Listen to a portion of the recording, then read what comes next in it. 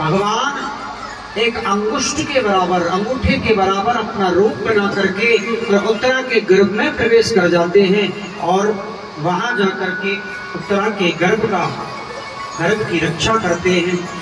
अपनी गदा को चारों तरफ घुमाते हुए भगवान उस गर्भस्थ शिशु की रक्षा कर रहे हैं। भगवान ने अपने गर्भ को अपनी गदा को इतनी तेजी से घुमाया। सज्जनों, भागवत में आता है कि कई संत कहते हैं, बोले देखने वाले कि भगवान चक्र लेकर के गर्भ में गए। एक ने कहा, बोले नहीं नहीं चक्र नहीं, बोले गदा लेकर के गए।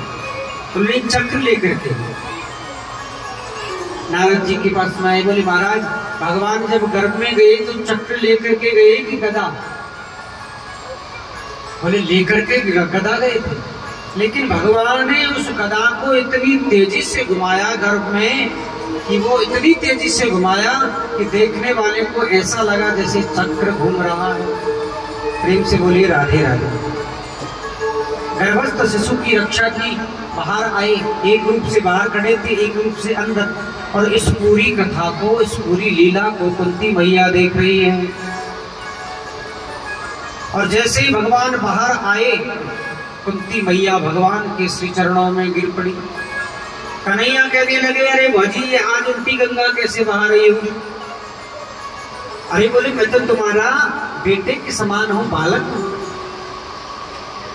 कुंती मैया कहने लगी, कन्हैया मैं तुम्हें पहचान नहीं, तुम भगवान हो। भगवान ने खूब समझाया, नहीं मानी, तो भगवान ने कह दिया कि हाँ मैं भगवान हूँ। देखिए एक बात बताएं, भगवान राम ने कभी भी अपने मुख से ये नहीं कहा कि मैं भगवान हूं। किसी ने भी यदि राम जी से पूछा कि आपका परिचय क्या है, बोले मैं दशरथ नंदन श्री राम हूं। लेकिन भगवान कृष्ण ने हर बात पर ये कहा है कि मैं भगवान हूं। गीता जी में कहते हैं हर बात पर, यदा यदा ही धर्मस्य ग्लानिर्भवति भारत अभ्युत्थानम धर्मस्य तदात्मानं सृजाम्यहं परित्राणाय साधूनां विनाशाय च दुष्कृतां धर्म संस्थापनार्थाय संभवामि युगे युगे। हे अर्जुन, जब धर्म की हानि होती है, दुष्टों का जब विस्तार होता है, तो मैं युग युग में आकर के अवतार लेता हूँ। हिरण्यवर्णम हरणी सुवर्ण रजस्तताम। भगवान हर बात पर कहते हैं, अनन्या संतो यन्तो मां ये जनियु पर्युपासते। और कहते हैं कि सर्वधर्म परित्यज्य मामेकं शरणं व्रजा अहम त्वा सर्व पापेभ्यो मोक्षयिष्यामि मा शुचा। भगवान कहते हैं कि सर्वधर्म परित्यज्य, सब धर्मों का परित्याग करिए और मेरी शरण में आ जाओ, मैं तुम्हारी रक्षा कर दूंगा। तो भगवान ने हर बात पर कहा है कि मैं भगवान हूं, मुझे मानिए, मेरी शरण में आइए। लेकिन राम जी ने कभी नहीं। भगवान कुंती मैया से कहने लगे कि बुआ जी हाँ मैं भगवान हूं, और यदि तुम मुझे भगवान ही मानती है तो मैं तुम्हें कहता हूं कि जो भी तुमको अच्छा लगे मांगिए। तो जितने भी पांडव लोग थे सबने अपनी अपनी इच्छा से मांगा। लेकिन जैसे ही कुंती मैया का नंबर आया, हाथ जोड़ करके मांगने लगे। विविधा संतुने शाश्वत तत्र तत्र जगद्गुरु भवतो दर्शनम यस्यात् पुनर्भव दर्शनम। बोले प्रभु, यदि तुम मुझे कुछ देना चाहते हो तो केवल और केवल एक वस्तु दे दीजिए। क्या? बोले मेरे जीवन में दुख ही दुख दे दीजिए। बताइए, अब कोई दुख मांगने की वस्तु है? बोले हम तो चाहते हैं कि हमारे जीवन से दुख निकले, लेकिन कुंती मैया कहती है कि मेरे जीवन में दुख आ जाए। भगवान के नेत्रों में आंसू आ गए, कहने लगे बुआ जी यदि तुम्हारे जीवन पर एक नजर डाले तो तुम्हारा पूरा जीवन दुखों से भरा हुआ है, और फिर भी दुख मांग रही है। जन्म कहाँ हुआ, पालन कहाँ हुआ, और विवाह से पहले दो पुत्र हुए, और विवाह भी हुआ तो कैसे व्यक्ति से हुआ जो पीलिया का रोगी था, पांडु। अल्प आयु में ही छोड़ करके चला गया। पति के मरने के बाद 5 पुत्रों को संभालने की जिम्मेदारी आ गई। और ऐसे समय में पालन किया जब कौरव लोग पांडवों को मारने का षड्यंत्र करते थे, कभी जहर देकर के मारने की कोशिश, कभी पानी में, कभी लाक्षागृह में जला करके मारने की कोशिश की। इतना दुख पाया और जब सुख भोगने की बारी आई तो कौरवों के द्वारा पांडवों को 12 वर्ष का वनवास और 1 वर्ष का अज्ञातवास हो गया।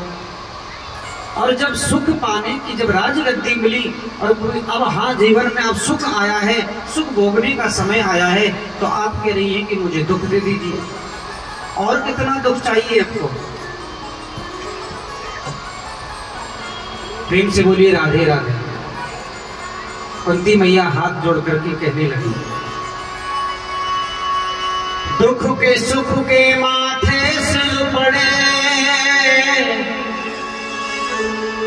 जो हृदय से हरि जाए, और बलहारी व दुख की जो पल पल नाम रटाए।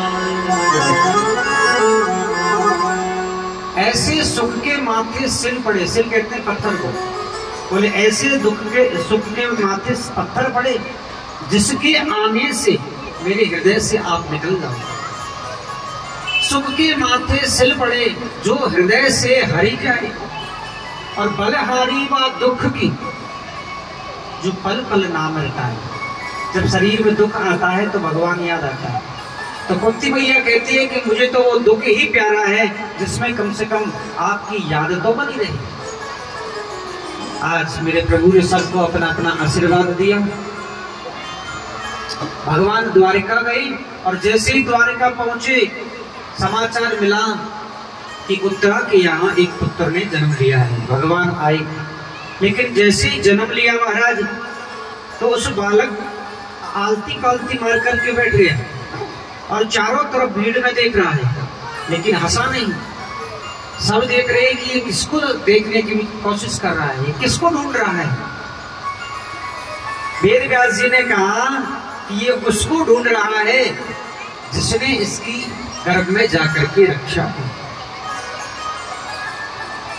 जैसे ही कन्हैया आए और कन्हैया को देख करके कन्हैया ने जैसे ही गोदी में लिया उस बालक को, खिलखिला करके हंस पड़ा।